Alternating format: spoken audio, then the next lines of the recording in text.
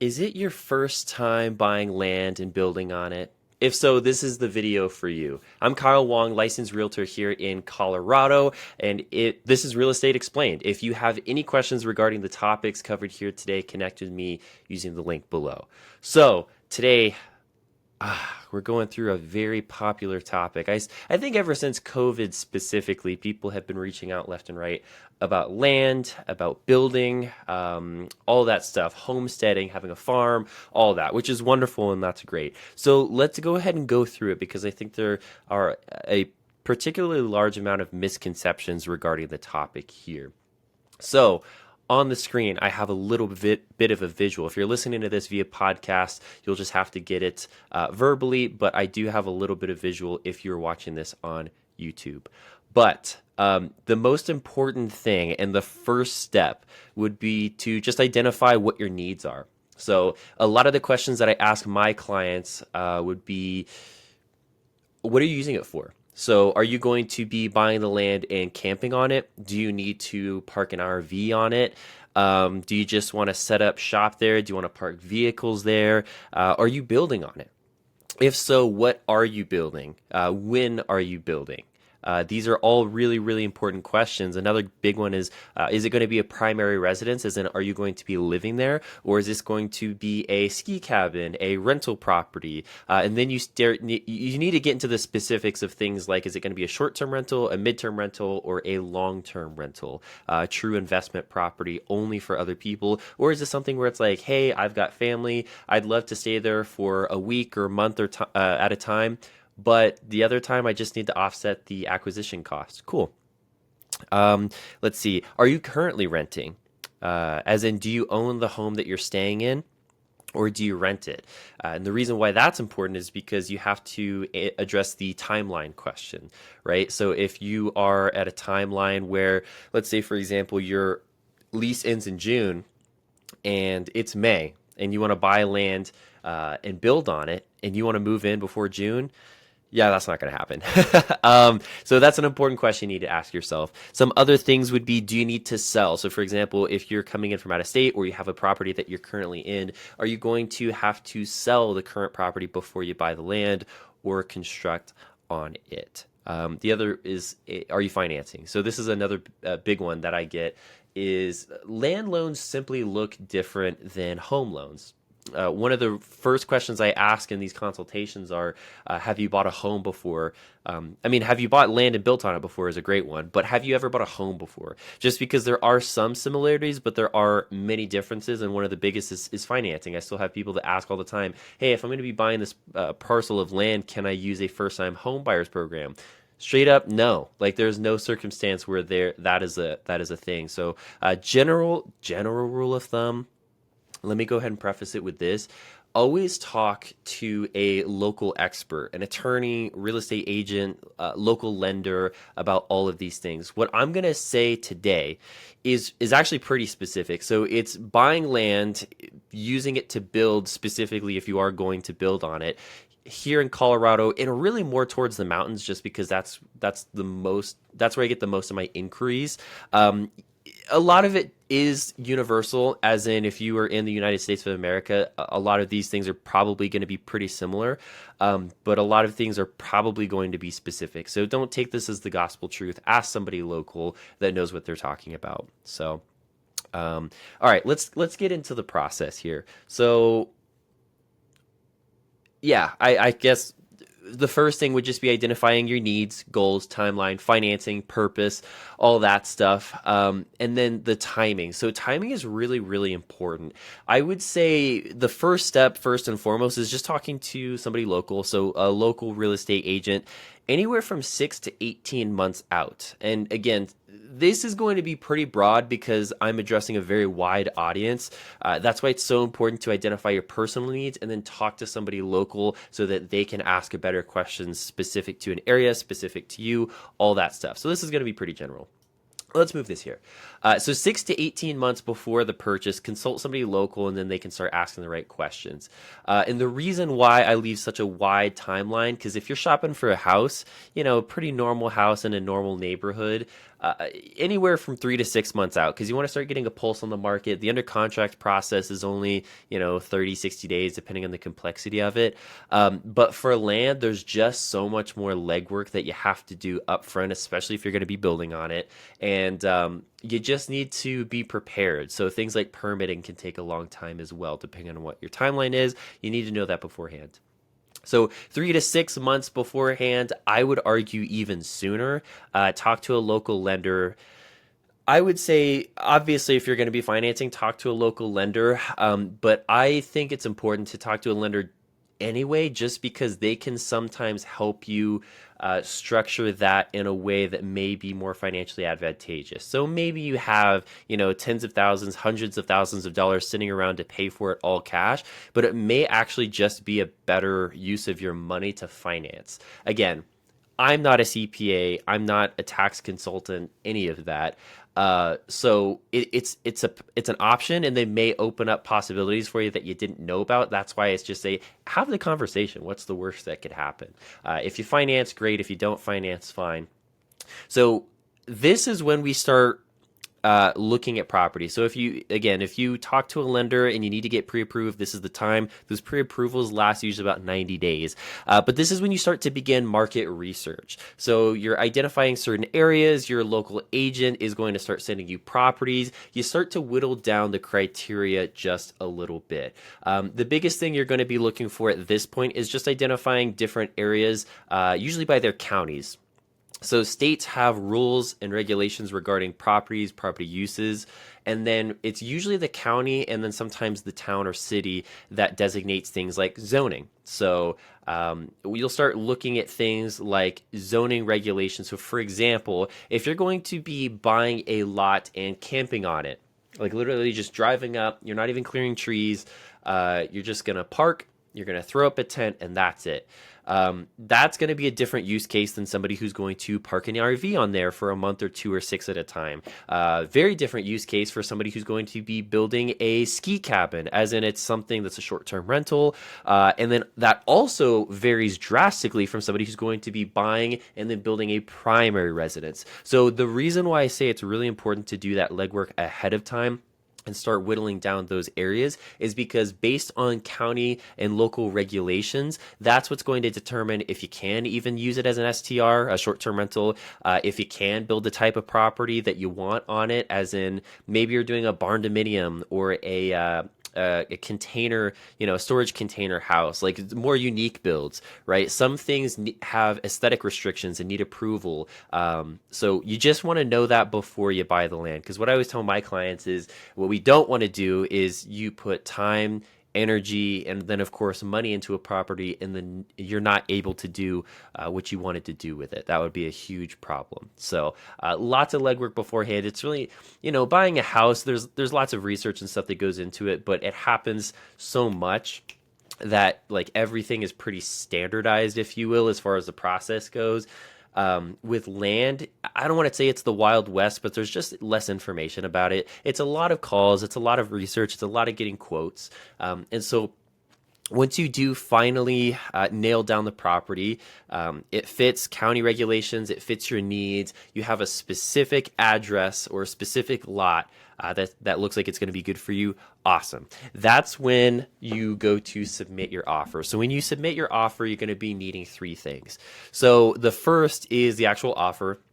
That's where you put in your dates, your deadlines, all of your outs. So for example, if you end up doing a little bit more research on this property while you're under contract, it's not a good fit. All these dates and deadlines are what protects you as the buyer to pull out of said contract. Okay. And then the second thing you need to submit when you submit your offer is earnest money. Some states call it escrow money. With properties, it's generally 1% of the purchase price. So just for example, if there's a $20,000 property, 1% is going to be $2,000. Is that correct? Do I have my math right? Anyway, 1% of the purchase price. So earnest or escrow funds, if you haven't purchased a property before, are your funds. They're just held by a neutral third party. So here in Colorado, we use a title company. I know states like New York, they just use attorneys for everything. And so they hold your funds. And that's what I was saying earlier about your outs. If at any point you decide it's not going to be a good fit for you, you have those dates and deadlines and outs for you to pull out and get your earnest or escrow money back. If you do end up moving forward and closing, it's still your money. It just rolls into the cost. Okay. So, and then the third thing is proof of funds. So proof of funds can be a bank statement, or they usually just call it a proof of funds at your financial institution, or if you're financing, that looks like a pre-approval. So that's why if you're going to be financing and you're looking at properties, you need to have that pre-approval prior to shopping for properties. It's just a waste of time if you don't have that. Okay. After that, let's see here. So within the first week, I would say this is, so when you submit the offer, let me back up a little bit. When you submit the offer, that's when I say the clock starts ticking.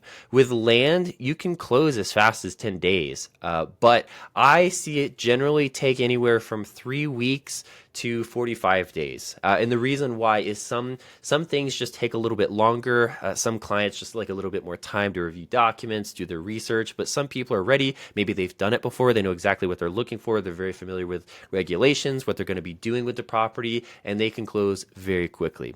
But generally, 30 to 45 days, 3 weeks to 45 days or so for land.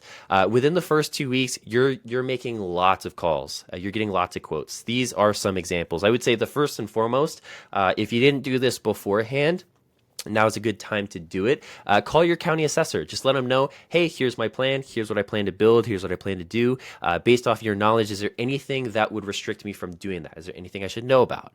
You're going to be calling engineers for soil testing. So soil testing, here in Colorado specifically, we have what's called bentonite soil or expansive soil. This could potentially... it could hamper building, but more likely than not, if you do have expansive soil, they just need to build out the foundation a little bit differently. All of the good builders you're going to be working with are going to know exactly how to handle this. They're going to know exactly what to do. But you want to know before you start building, because this can also affect the price. Okay. Then you want to start making calls for quotes about water. So is there a main line? Meaning, are you in an area, in a development, in a neighborhood with a main water line that you just tap into, which of course there are tap fees associated with that? Or are you going to have to drill a well? Wells can be very expensive depending on where you are. It's effectively based on how deep they have to drill. And then, of course, after that is sewer. So very similar thing. Is there a main line that we can tap into, or do we have to install a septic tank with a leach field? Those things, just based on what I've seen, I'm going to show you again, this is where it gets really... It varies quite a bit. I've seen them in certain areas as much as $50K for each, drilling a well and installing a septic tank. Again, your mileage may vary. Prices may be less. They may be more depending on where you are, but I've seen them as much as that before. But you want to know this information before you build. The other thing, I'll just make a quick note. A lot of the construction cost, the utility cost, you usually can't finance unless you get what we'll talk about later once I start talking specifically about financing. Okay. So land cost aside, these are usually things that you have to pay out of pocket. So you want to be prepared. All right.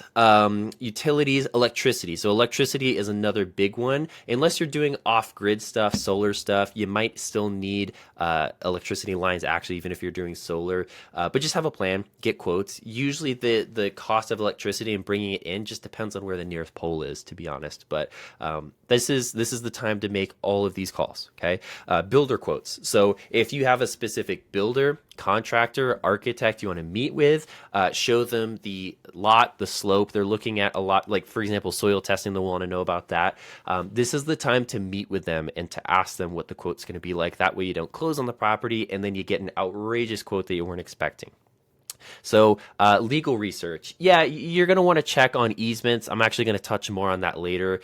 Mineral rights, water rights. Here in Colorado, more than 99% of the time, you're not getting water rights and you're not getting mineral rights for lots of reasons. But that's just not how it is here. for one reason or another. I'm not going to go too deep into that. That goes way back historically. But if you're looking at land, you're not going to be mining on it and you're not going to be keeping the water. Even if you have streams, you cannot divert for your personal uses. Again, I'm not going to go too deep into that, but I was talking to somebody who was looking at a property here from Texas, and I had mentioned that you can't save rainwater, and they were very surprised to hear that. But these are the little things that you might want to know later on, especially if you're going to be building. Okay, so let's see. I'm just checking my notes here.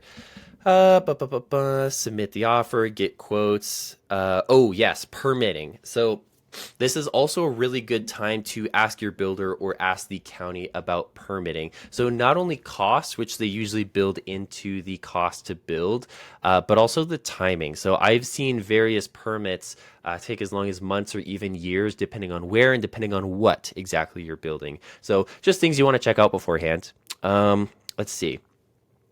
Next, we're going to talk a little bit about financing, because generally around the week 3 period, if you are financing, this is going through the appraisal process. So when you're getting lent money, you have what's called the appraiser. So the appraiser works on behalf of the bank. They look out for their interest, basically just making sure that if they are loaning tens of thousands or hundreds of thousands of dollars, that the property is actually worth that.